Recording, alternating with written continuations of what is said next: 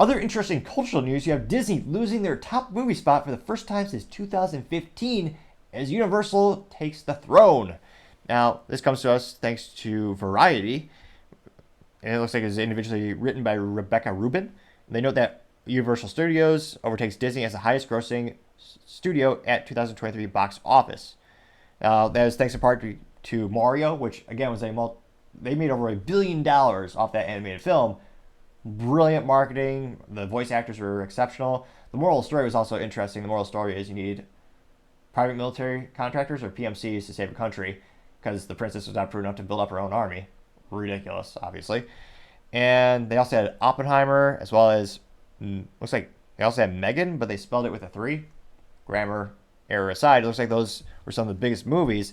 Now it looks like the company slate, they actually had 24 films, and between Super Mario, Oppenheimer, and Megan, with a 3 and 7E, they collected 4.907 billion in worldwide ticket sales. They also know that this is the first time since 15, Disney is not the global box office leader.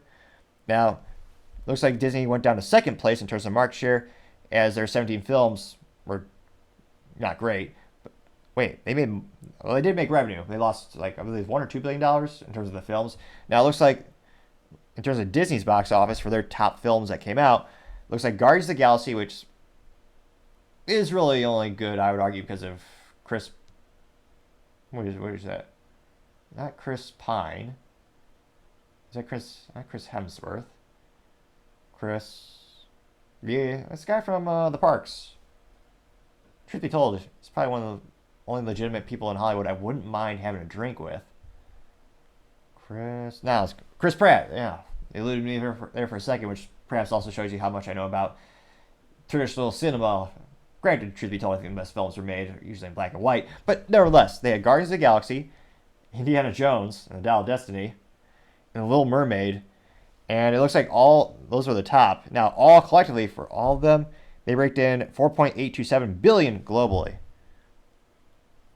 So, just a skosh behind Universal Studios. But again, Disney used to print money for a living, basically, and now they're precipitously falling with more and more ineptitudes. And they also note that this studio partially attributed. So Disney is using the excuse of they released 7 fewer movies than Universal did in 2023. That's why there's an $80 million delta. Well, a wise philosopher once said, "Doesn't matter if you win by an inch or a mile. Winning's winning." Kudos if you actually know the reference I'm pointing out to you. Let me know in the comments if you'd be the first one to let me know if you know where that's really from. Now, looks like they also know that, but for the first time in a long time, Disney didn't have one of the top 3 movies. The top 3 movies were Warner Brothers, who they produced Barbie, which came in at 1.4 billion, despite it being morally and mentally vacuous. They also had Universal's Super Mario's, that was 1.3 billion, and Oppenheimer came in at $950 million. Now, they also noticed the first time since 2014, except the pandemic-stricken 2020-2021, that none of Disney movies crossed the $1 billion benchmark. Which, again, it looks like Guardians of the Galaxy 3 got relatively close at $845 million box office, but they also had a myriad of a lot of movies that all just crashed and burned ridiculously. And from a cultural perspective, it is fascinating. What used to be, when I was a kid, one of the most beloved pieces of Americana, a staple of Americana used to be Disney. They used to have, excuse me, they used to have the business model of going after 100% market share, or darn near, and they make materials that appealed to everyone.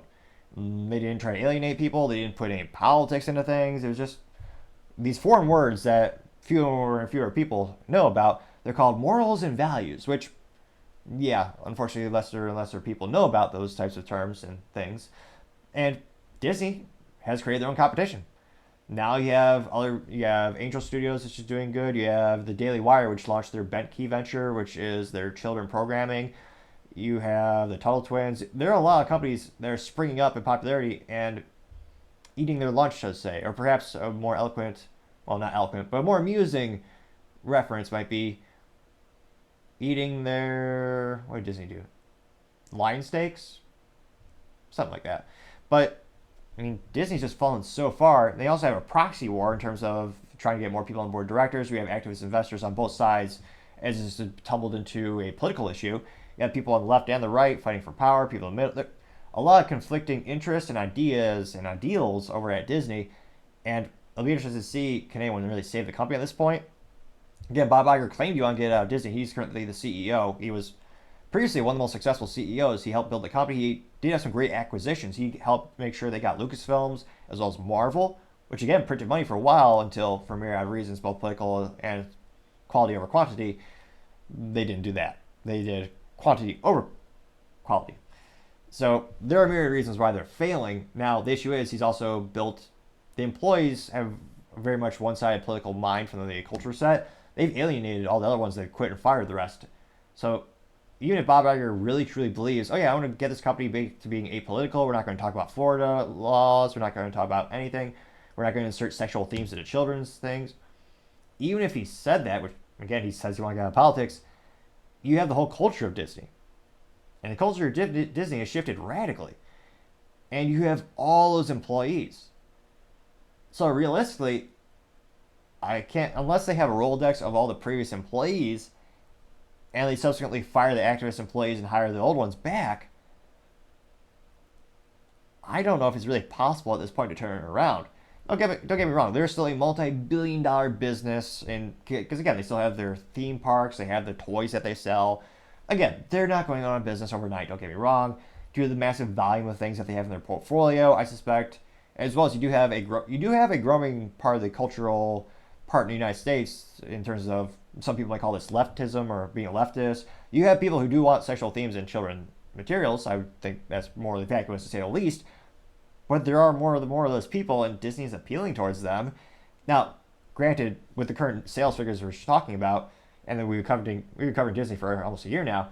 I mean, the sales figures are not in their favor at this point, but if the demographics, again, I'm not a doctor, but if you click the subscribe button, it may help with my speaking ineptitudes. It's not 100% guaranteed. Very few things in life are, but can't help. But if the demographics continue to change in favor of Disney, or the next couple of decades, it could be more profitable. But in the short term, they are hurting. And again, they're creating the competition and quite literally fueling the competition and driving people towards them quickly and in droves. So let me know in the comments, are you surprised that Disney lost that title for being a box office knockout? Again, they're still number 2. And then do you think in 2024, are things going to get better for Disney? Or are they going to lose more money on films and lose more market share? Well, as I always say, time shall tell. But, of course, I'd be fascinated to hear what you have to say. Thank you, everyone, again, for taking the time to tune in today. Again, I'm trying to get to 4,000 subscribers by the end of January. So if you click that button, I'd greatly appreciate it. Also, leaving a comment is a great way to give me some additional feedback and how I can make the show better and better and better. Also, lastly, don't forget to take the time to tell your family, tell your friends, tell your coworkers, heck, tell your enemies, tell anyone and everyone. Just stay safe and fight the good fight.